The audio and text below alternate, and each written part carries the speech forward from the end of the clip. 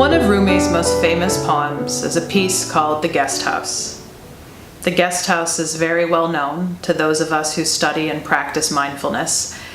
And if you have not yet read this masterpiece, I encourage you to find it online. Just enter it in your search engine. There's a beautiful teaching in The Guest House, which is this challenge, this invitation to welcome, to embrace whatever life might bring. He talks about embracing the joys, the depressions, the meannesses, that each emotion, each experience has been sent as a guide, as a gift from beyond.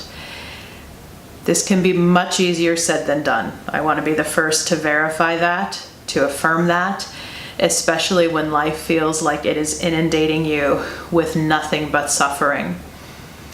The more I have worked, though, in the field of the helping professions and in teaching practices like yoga and mindfulness and dancing mindfulness, I've discovered that people cause themselves more pain and suffering by trying to push away our feelings and experiences, when the path to freedom from suffering may be best achieved by embracing those experiences, by feeling them through, by riding the wave of them, which is a metaphor that is often used.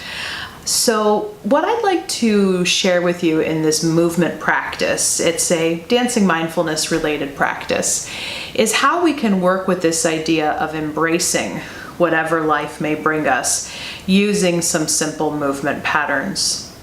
So in Dancing Mindfulness, we encourage people to explore and work with free movement in their body, and that can be a barrier for some of us who are used to being told what to do when it comes to movement.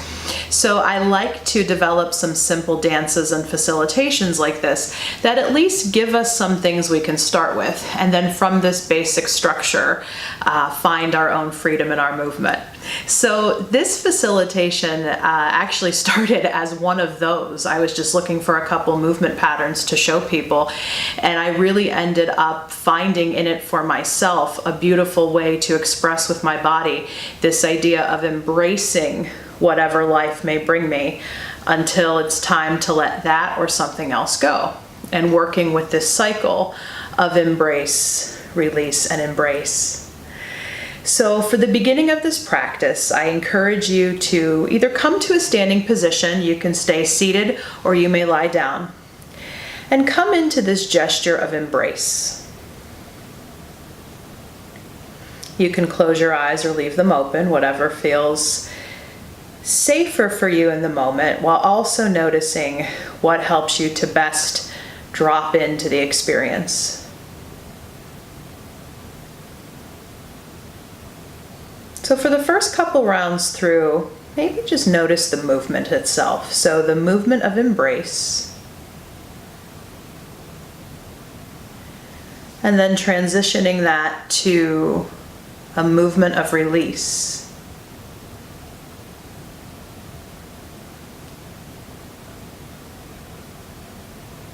And then coming into another movement of embrace. You can change the crossing of the arms or keep them the same.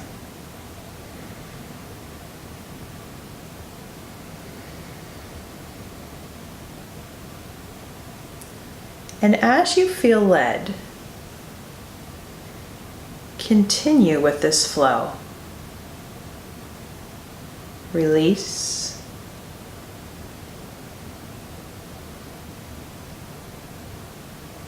Embrace.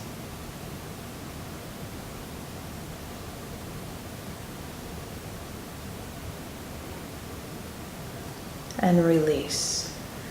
And if you're already feeling it, you can allow your hands and your arms to begin to do whatever they may be leading you towards. It could be this simple structure, or you may be finding some of your own freedoms in the movements, all while working with this general teaching of life as embracing, releasing, embracing, releasing, in that sacred flow. So as you continue to work with this movement pattern, maybe notice what is life calling you to embrace today, an emotion, an experience, a thought, a sensation that maybe you've been pushing away? What would it feel like in your body? Even if it isn't the most genuine embrace yet, to at least give your body that gesture as if you're setting an intention to embrace.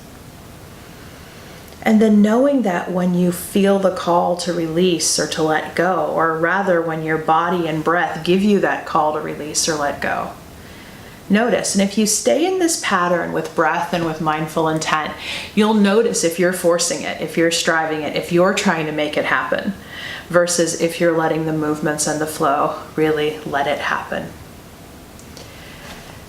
So that's the basis of the teaching. I'm not going to give you any guidance for following me because I really want you to go with this on your own. You can use music. If you do, I would invite you to pick something that is more lyrical in nature so that the words aren't necessarily interfering with your process, or you may choose to do this in silence. Knowing, however, that it's never really silence if you are able to sense into that music that comes with your breath, that music that comes with sensing in to the vibrations of energy moving through your body.